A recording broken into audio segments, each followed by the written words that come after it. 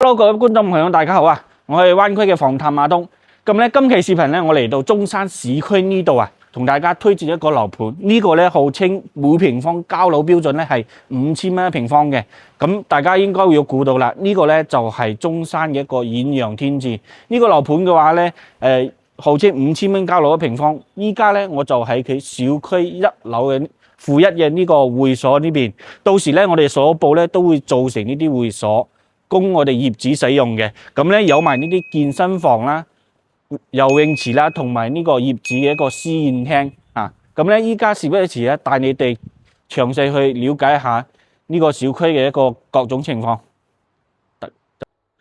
嗱，咁依家咧我哋上到嚟我哋樣板間呢度，呢個咧係2梯3房嘅一個格局。到時咧我哋呢度都會有一部電梯嘅。呢個咧就係我哋獨一戶嘅一個使用地方。咁咧呢個係116平方4房2廳2衛一個戶型，飛機戶型嚟嘅，房間分喺廳嘅兩邊。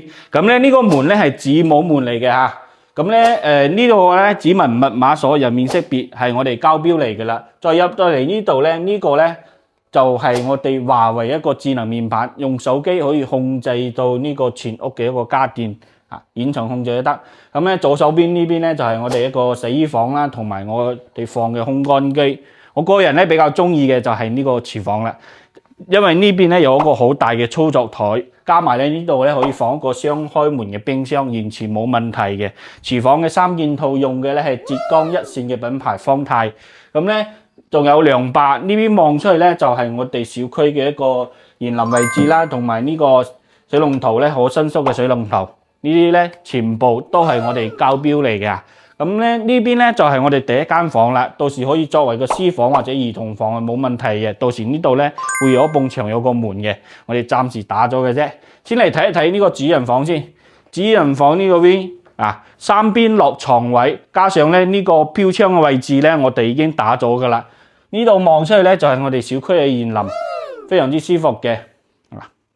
全景嘅一個落地玻璃，同埋咧翻到嚟呢邊呢度咧就係我哋一個衣櫃啦。到時咧可以喺呢度做個衣櫃，同埋呢個洗手間隔開，完全冇問題嘅。到時咧我哋呢個智能馬桶乾濕分離嘅洗手間咧，呢啲咧全部都係我哋一個交標嚟嘅。咁呢邊就係我哋一個餐廳啦，餐廳略過去啦，冇咩好講。5米嘅一個左右嘅開間，同埋呢邊咧最重要咧呢個戶型咧，其實係有一個缺點係咩咧？我哋對住前面呢度嘅話咧，就係我哋城市嘅快速線嚟嘅，每日好多車。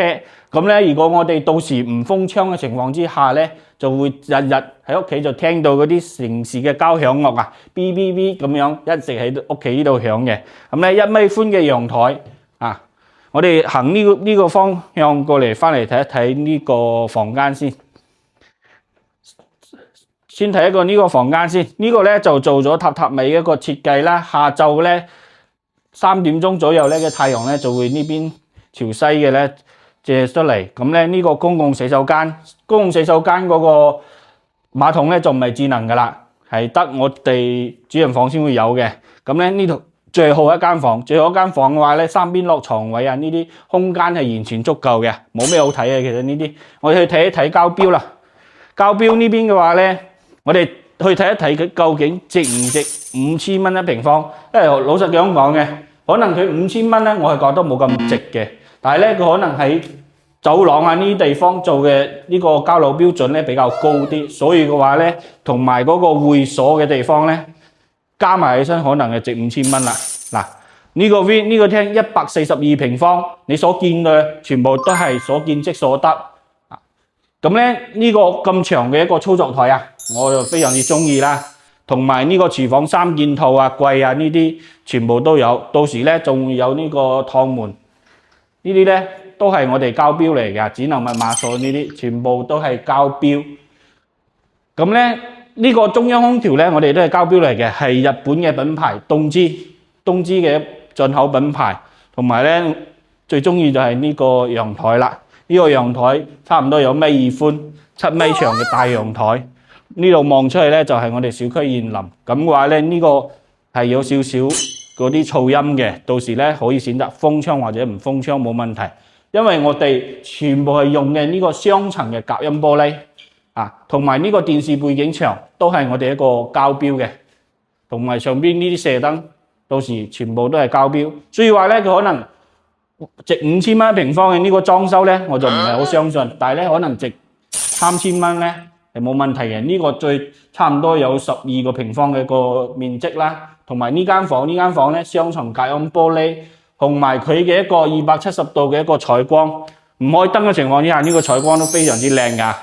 同埋呢個公共嘅洗手間啦，乾濕分離洗手間再過到嚟呢個主人房，主人房呢邊咧係朝南嘅一個位置，所以咧佢由早上到下晝咧都會有太陽嘅。咁咧呢邊咧就係我哋一個智能馬桶、乾濕分離洗手間，呢啲全部都係我哋一個膠標。可以見到我哋一個主人房咧特登做大咗好多嘅。再嚟睇下呢個最後一間房啦，最後一間房嘅話咧，呢邊咧就係朝北嘅位置。朝北嘅位置咧，不過我哋呢個咧係有少少西斜嘅，所以咧佢呢邊咧到下晝3、4點鐘嗰陣咧就會有太陽曬入嚟。呢樓下咧就係我哋一個門口商鋪一個位置啦。咁咧今期視頻咧就到呢度啦。大家有啲咩問題，覺得佢值唔值5000蚊一平方咧？好，歡迎評論區留言同我討論，或者咧你哋想去了解邊個項目嘅，想了解佢哋啲咩優缺點，評論區留言或者直接電話 call我帶你哋去睇。我哋下期再見，拜拜。